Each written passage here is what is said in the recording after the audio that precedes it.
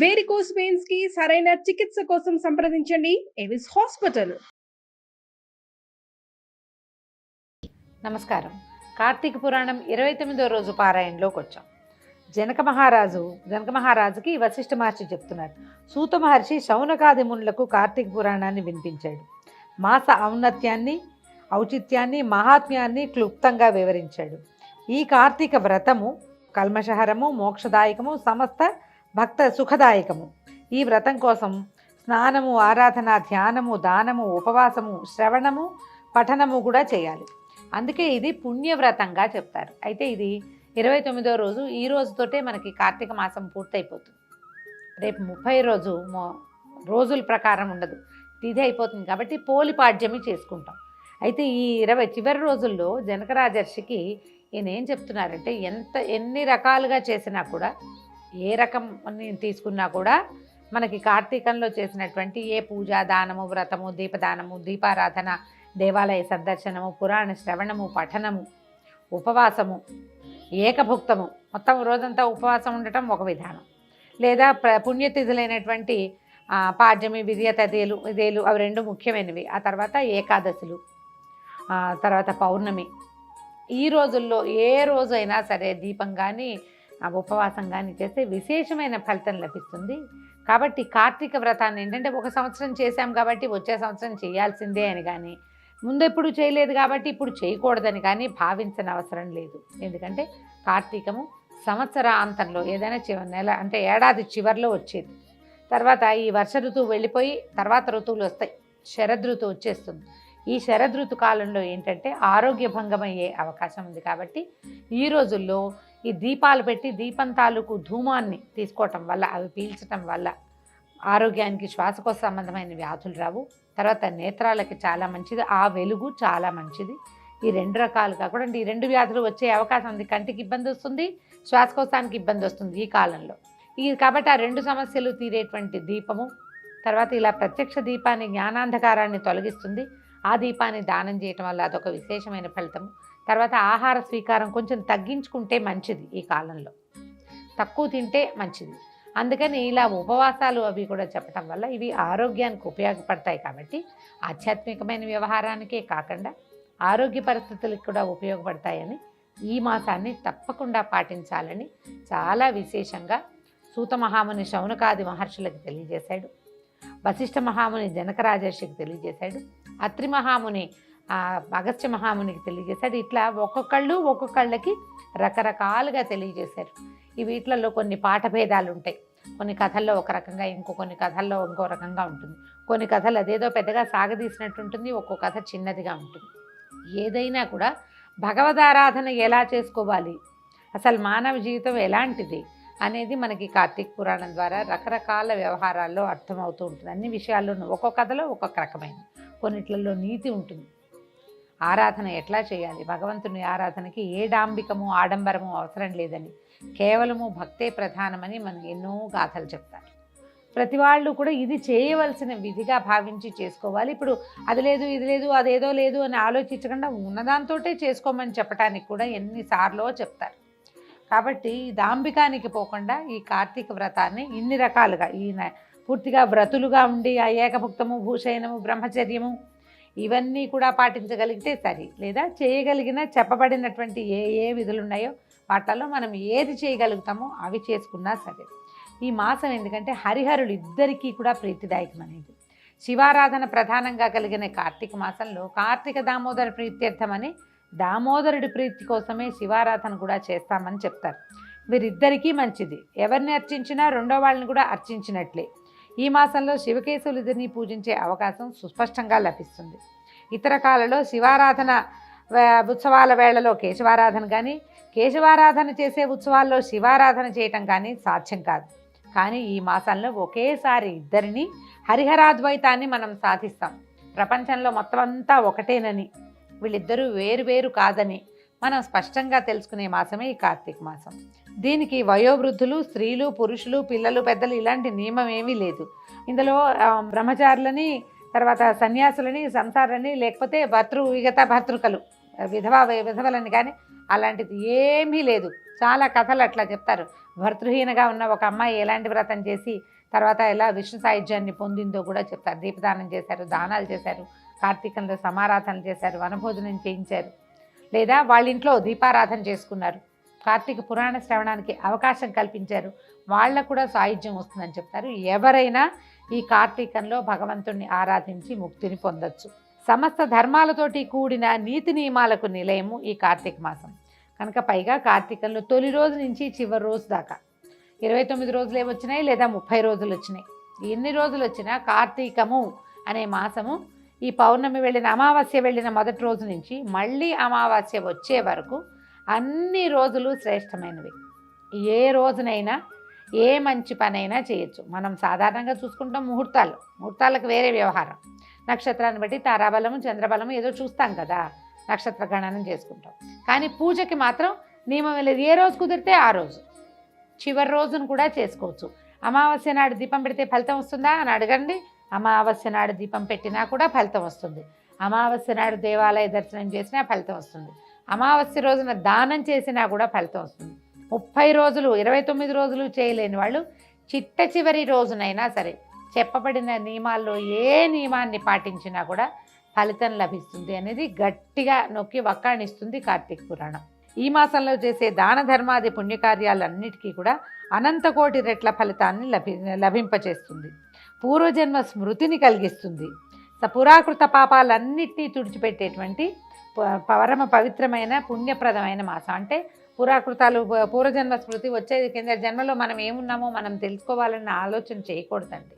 మనం వ్రతం చేస్తూ ఉంటే ఏమైనా కొత్తవి మనకి చేయాలని స్ఫురించింది అనుకోండి, ఎప్పుడు చేయలే కేదారేశ్వర వ్రతం ఈ సంవత్సరం చేయాలనిపిస్తుంది అంటే చేద్దాం అనిపిస్తుంది. ఈ ఉత్సాహం కలుగుతుంది. ఆధ్యాత్మిక మార్గంలో ఉన్న వాళ్ళకి ఇలాంటి పూజ చేసేసుకుందాం, ఆ పూజ చేసుకుందాం, ఈ పూజ చేసుకుందాం. ఇవన్నీ ఏంటంటే వాళ్ళకి పూర్వజన్మలో చేయవలసిన విధి ఇది.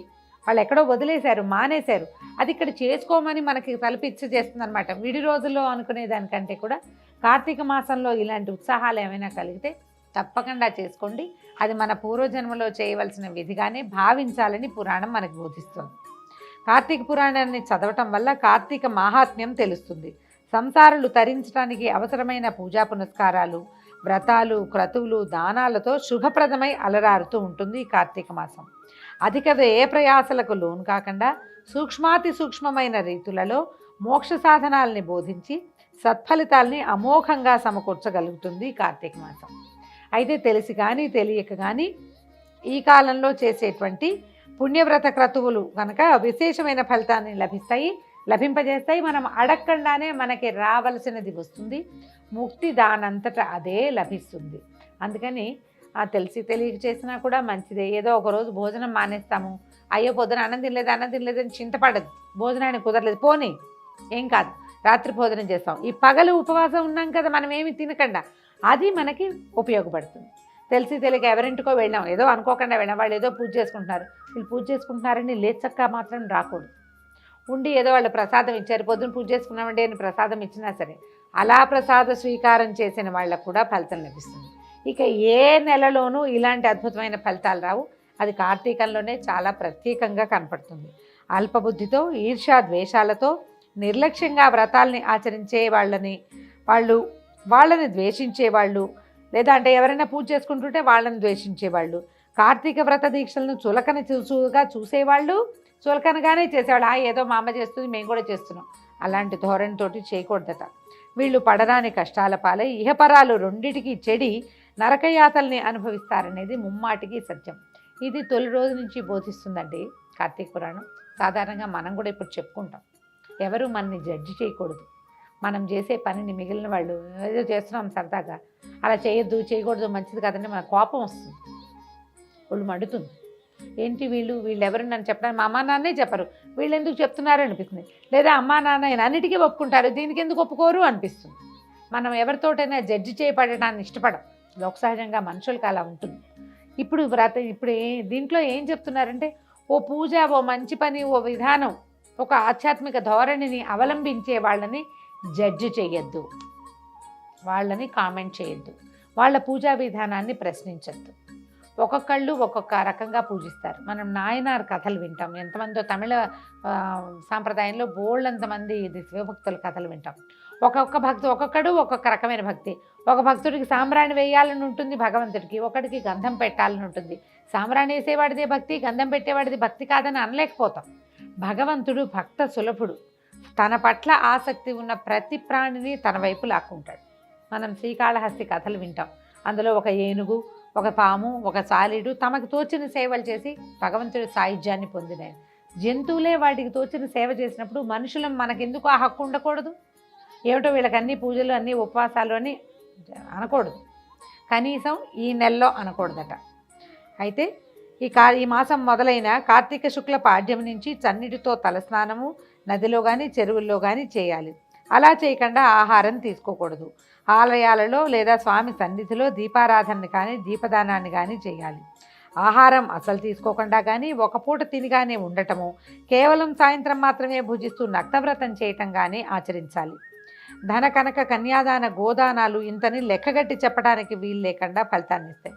ధనం ఈ రోజులు ఈ నెలలో చేసేటువంటి ధన సహాయం ఎవరికైనా చదువు కానీ, వివాహానికి కానీ, ఉపనయనానికి కానీ, ఏదైనా పుణ్యకార్యానికి కానీ, ఎక్కడైనా సమారాధనలకి కానీ, వనభోజనాలు కానీ, ఎక్కడైనా సరే చేసేటువంటి ధన సహాయం విశేషమైన ఫలితాన్ని ఇస్తుంది.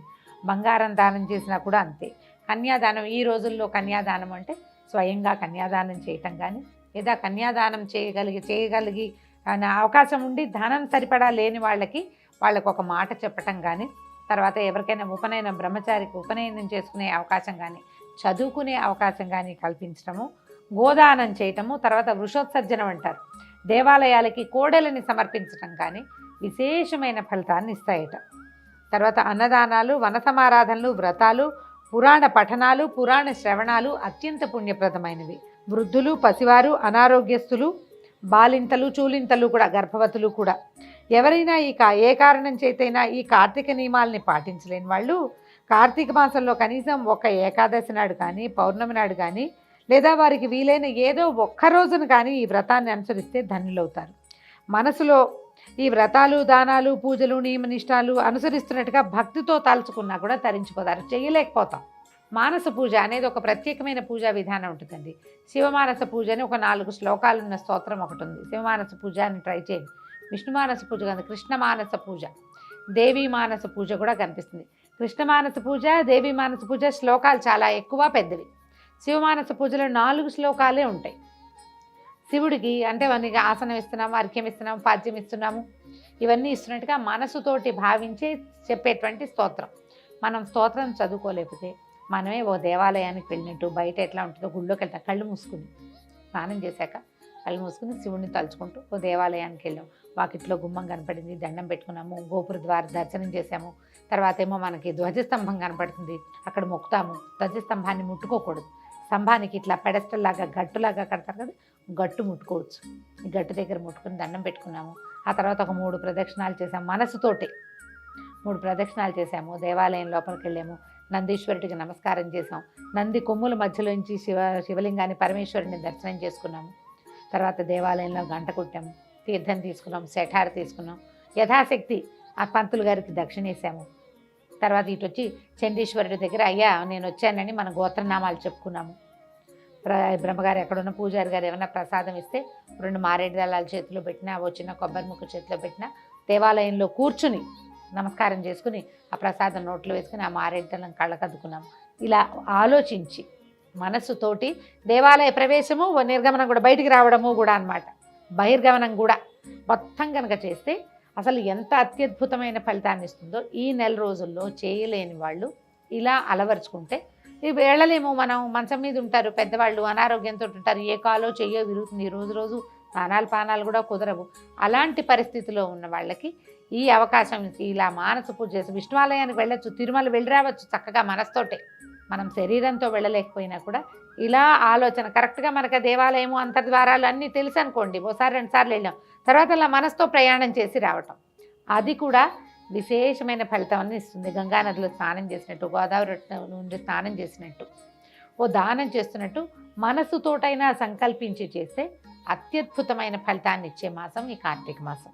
తర్వాత రాజా, ఈ కార్తీక మాసం సమస్త పుణ్య సౌపార్జనకు పరమ ఉత్తమమైన సాధనం, సమస్త పాపాలకి విరుగుడు. తక్కువ సమయంలోనే భగవంతుని కృపను అనుగ్రహించగలిగినటువంటి పవిత్రమైన ఈ కార్తీక మాసంలో దీంతో 29వ రోజు పారాయణ పూర్తయింది. రేపు ఉదయం పోలి పాడ్యమి నాడు మనం పోలి కథ గురించి తెలుసుకుందాం. నమస్కారం.